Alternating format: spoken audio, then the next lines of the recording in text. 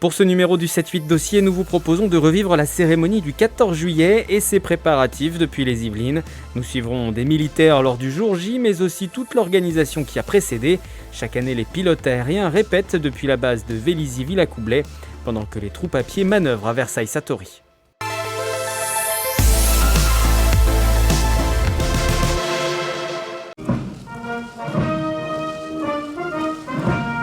Ils sont plus de 4400 femmes et hommes à se préparer au défilé pédestre du 14 juillet. Différentes unités dépendantes de l'armée de terre, de la marine nationale, de l'armée de l'air, de la gendarmerie ou encore des sapeurs-pompiers. Pendant 4 jours, ils se sont entraînés à cette véritable opération, un entraînement avec cet objectif, dégager un sentiment particulier chez les spectateurs. Ce qui m'importe, si vous voulez, c'est que le défilé dégage un sentiment de force, de puissance et de cohésion. Ça se voit au combat, mais ça se voit aussi dans un exercice un peu technique, voilà, comme l'ordre serré. L'ordre serré, un exercice de base pour un militaire, ce sont les fondamentaux pour tout soldat aspirant. Je vois déjà des gens qui arrivent et qui se sont entraînés, c'est très clair. Voilà. Ce qu'il y a maintenant, c'est ce qu'il faut qu'on mette au point, ce sont les réglages. C'est-à-dire qu'il faut que les blocs soient compacts, que les distances entre les unités soient bien respectées, et ça demande de l'entraînement. Appartenant à l'unité du sous-marin nucléaire d'attaque Émeraude, le quartier-maître première classe Romain va défiler pour la première fois. Il vient de terminer une opération de 8 mois menée dans la région Indo-Pacifique.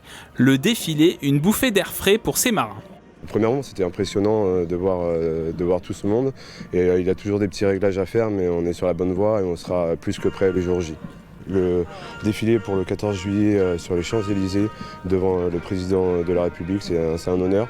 C'est de par notre mission qu'on vient de terminer, c'est la reconnaissance de la nation à ses armées et j'en suis très fier. Dans le ciel de Paris, 97 appareils participeront au défilé 2021.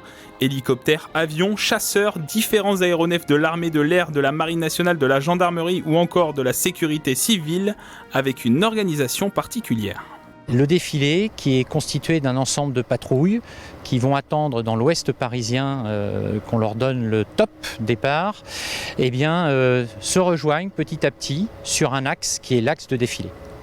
Et c'est bien par le respect des altitudes, le respect des vitesses, le respect des trajectoires, le respect des horaires, le respect des procédures radio que la sécurité aérienne est garantie. Pour son deuxième défilé du 14 juillet, le commandant Nicolas pilotera un Mirage 2000D. Le ravitailleur va ouvrir la voie en se mettant à l'heure et en suivant scrupuleusement une trajectoire. Et c'est après là où j'interviens, moi avec ma MSI Rafale et derrière et MSI 2000D, où à mon initiative, je ferai resserrer le dispositif pour assurer parfaitement l'alignement et la formation lors du défilé. Comme chaque année, les Alpha Jets de la patrouille de France ouvriront le défilé, suivi des avions, des troupes à pied, des hélicoptères et des troupes motorisées et montées.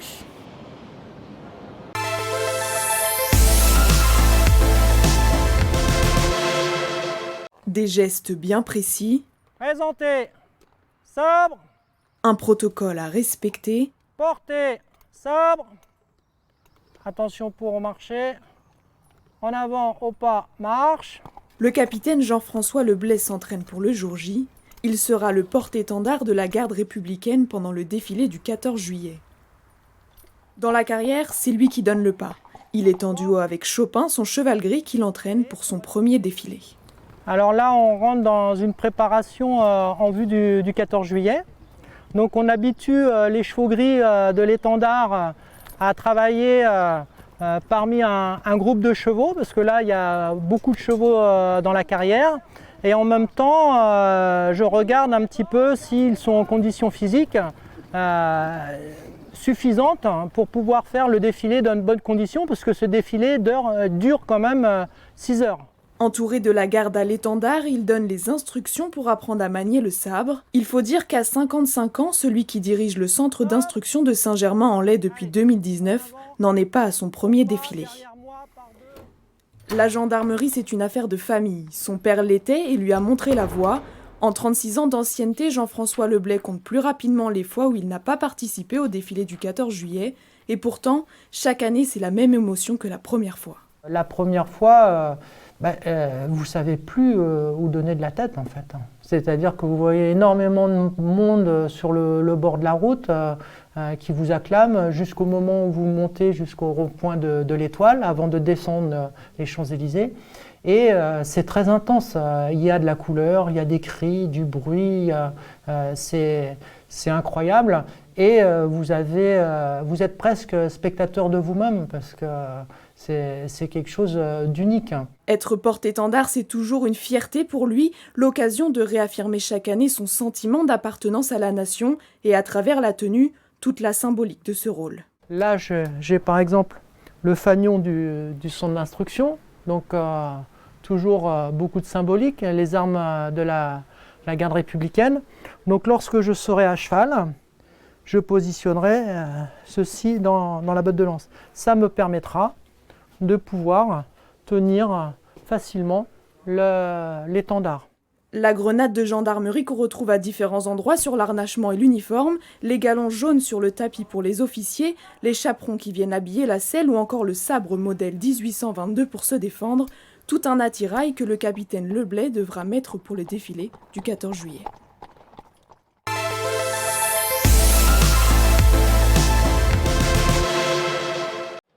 Ils viennent de terminer leur mission du jour, l'ouverture du défilé aérien du 14 juillet. Comme chaque année, les 9 pilotes de la patrouille de France lâchent la fumée tricolore au-dessus des Champs-Élysées.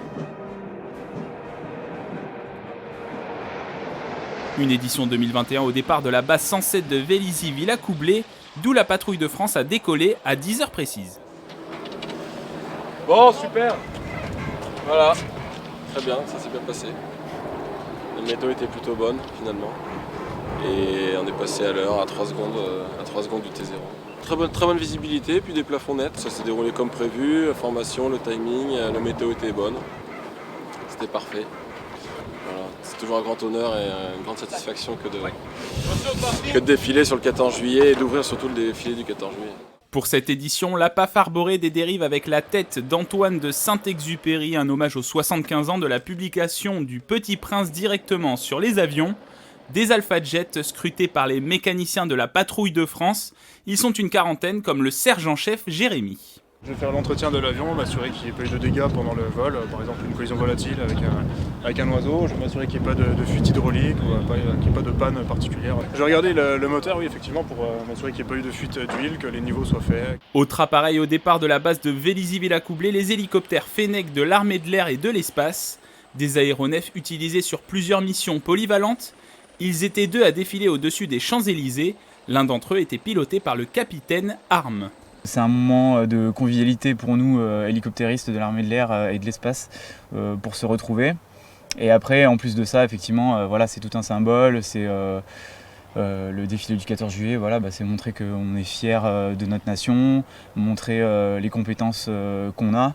2 autres hélicoptères Fennec étaient dans le ciel de Paris le 14 juillet. Leur mission, assurer la défense aérienne du défilé en formant une bulle de protection autour du site. Objectif, éviter l'intrusion d'aéronefs dans le périmètre. On va s'approcher justement de l'aéronef et on va lui faire un message. En fait, on a un panneau lumineux où on peut écrire des messages si on n'arrive pas à être en communication avec. Donc on lui demande de mettre, on met une fréquence radio, on lui demande de se mettre à cette fréquence pour pouvoir communiquer avec lui. Souvent des fois on a des aéronefs qui ont des problèmes radio, donc ils n'ont plus de communication du tout. Donc par exemple on peut lui mettre suivez-nous, donc follow me ou suivez-nous. Et là à partir de ce moment-là on va l'emmener sur un petit aérodrome pour qu'il puisse se poser sereinement. Au total, 97 avions et hélicoptères ont participé au défilé du 14 juillet 2021.